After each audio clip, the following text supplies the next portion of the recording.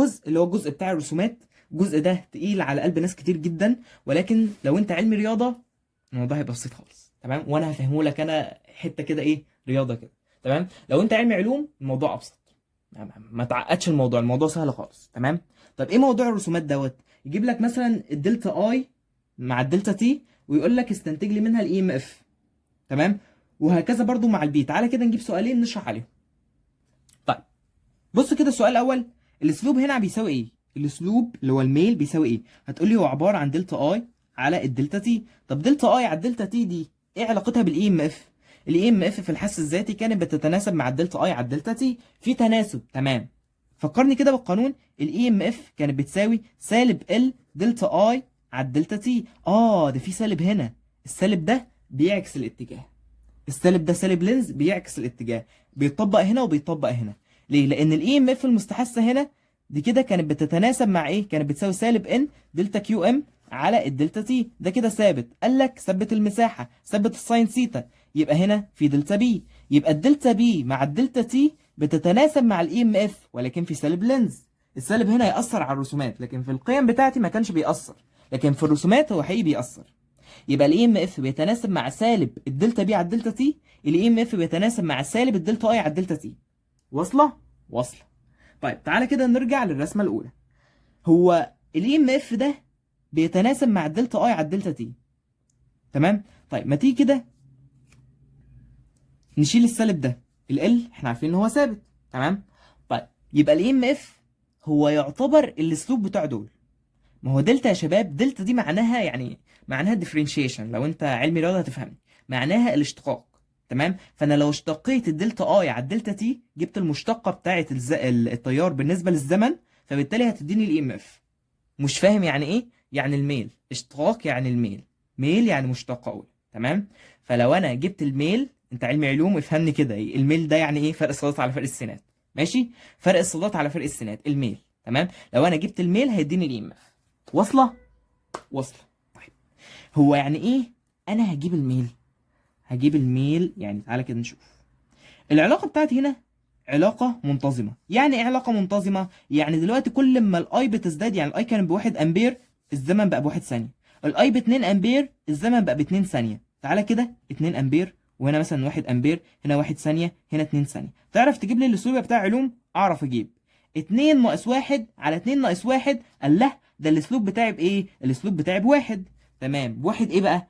بواحد فولت، عشان احنا هنجيب هنا اي ام اف. تمام، يبقى يعتبر 1 فولت. طيب تعالى جيبه هنا 2 على 2 بواحد فولت، 1 على 1 بواحد فولت. ليه؟ لان العلاقه اللي عندي دي علاقه منتظمه. يعني تقصد تقول لي ايه؟ اقصد اقول لك يا بتاع رياضه انت ان انا عندي الاي ام اف ثابته.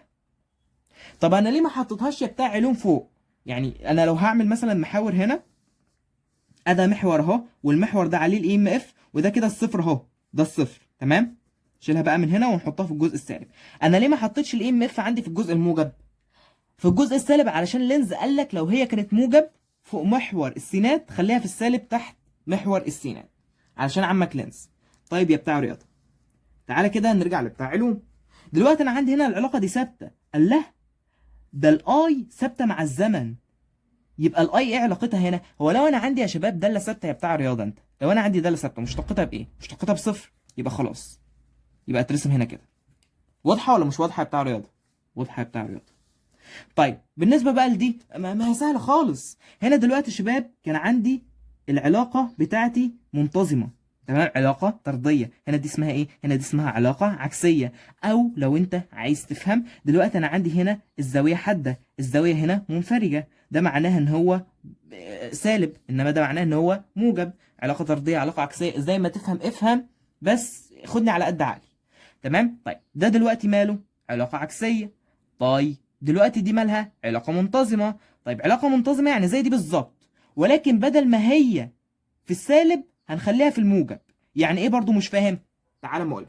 هو مش ده يا شباب تعتبر علاقه عكسيه يبقى علاقه سالبه؟ بتقل اهي. دلوقتي انا عندي الاي بالنسبه للزمن بيقل. طيب الاي بالنسبه للزمن بيقل وانا عندي هنا في سالب، السالب في سالب بموجب، بدل ما هي في السالب نقوم مطلعينها في الموجب. يعني هنا كانت بتزداد، انا هخليها في الايه؟ هخليها في السالب. طيب هنا كانت بتتناقص، يعني هي بالسالب او ما انا مخليها في الموجب. اعكس على طول. عايز تبصمجها بصمجها، عايز تفهمها انا شرحت اللي عندي. تمام.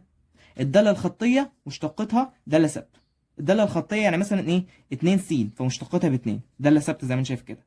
تمام. طيب لو هي داله ثابته اصلا يبقى المشتقه بتاعتها بصفر. ده لو انت رياضه وعايز تفهم. تمام. طيب تعالى كده على الشكل ده يعتبر ايه يا شباب؟ ده يعتبر يعني لو انا هعمل هنا كده خط اهو وده صفر. تمام. طيب هنا ام اف وهنا برضو يعتبر الاسلوب بتاعها يعني او الميل بتاعها. طيب تعالى كده نشوف دي داله ثابته، داله ثابته يبقى هتلاقيها هنا. تمام. داله ثابته يبقى المشتقه بتاعتها بصفر او الميل بتاعها بصفر. طيب هنا برضو داله ثابته المشتقه بتاعها بصفر. طيب اللي جايه دي شكلها رخم قوي، شكلها معقد. هقول لك لو انت بتاع علوم اسمعني عشان ترتاح. دلوقتي يا بتاع علوم دي داله ايه؟ داله الساين. طيب يا بتاع علوم دي داله ايه؟ دي داله الكوزاين. شايف يا بتاع علوم احنا عندنا في الرياضه داله الساين مشتقتها الكوزاين، وما تعكسها يا بتاع علوم عشان في سالب. ها، يبقى داله الساين مشتقتها او الميل بتاعها يعتبر داله الكوزاين. يبقى اكتبها كده واعرفها يا بتاع علوم. داله الساين اللي هي داله الجا المشتقه بتاعتها او الاسلوب بتاعها هو داله الكوزاين. محدش مدرس فيزياء هيقول لك الكلام ده اصلا. تمام. يبقى الاسلوب بتاع الساين هو الكوزاين. تمام. يعني بمعنى اخر ان انا دلوقتي لو انا عايز اشيل الحته دي اللي هي دي كده، مش دي شبه دي، خلاص هشيلها واحط مكانها مين؟ هشيلها واحط مكانها دي. تمام. فانا هقوم واخد مكان دي بس هل ينفع اخد دي واحطها هنا؟ لا، لازم تتحط في الجزء السالب. هل تتحط بشكلها ده يا شباب؟ لا. امال ناخد انهي؟ ناخد الجزء السالب منها. طيب هو الجزء السالب منها ده عامل ازاي؟ الجزء السالب منها اللي هو ده كده الجزء الموجب، ده كده الجزء السالب. ماشي. دي تعتبر نص دوره، دي تعتبر نص الدوره الاخر، وده كده يعتبر الجزء السالب. يبقى هناخد ده كده. تمام. طيب وبعدين افهم بقى من الحته اللي جايه دي. الحته اللي جايه احنا عايزين الحته دي كده، صح؟ طيب الحته اللي دي هتبقى عباره عن ايه؟ الحته دي كده هتبقى عباره عن الحته دي كده. طب ليه ما اخدتش دي؟ لا انا هاخد الجزء الثاني.